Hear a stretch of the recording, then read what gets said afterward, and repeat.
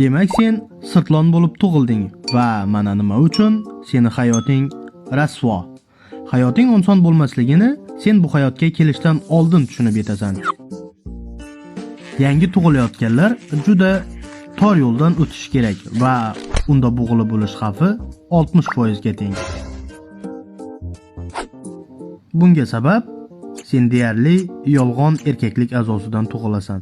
Bu aslida evolyutsiya davomida o'zgargan jinsiy a'zo. U ota sirtlonlarnikidan bir necha marta katta. Нихуя у тебя волына, а ну дай потрогать. Agar sen bu jarayondan ham yashab o'tsang, senga taqdir juda ham ajoyib sovg'a, to'liq yig'ilgan lezviyadek tishlarni ko'rasan. Demak, endi sen to'liq shakllangan jangchisan va endi seni panjalaringga hurmatlar yog'iladi, to'g'rimi? Yo'q, bunday qurollar seni aka-ukalaringda ham borligidan boshlasak va ular bu qurollarni senga qarshi hech ikkilanmasdan ishlatishadi. Senga o'z o'rningni ko'rsatib qo'yish uchun.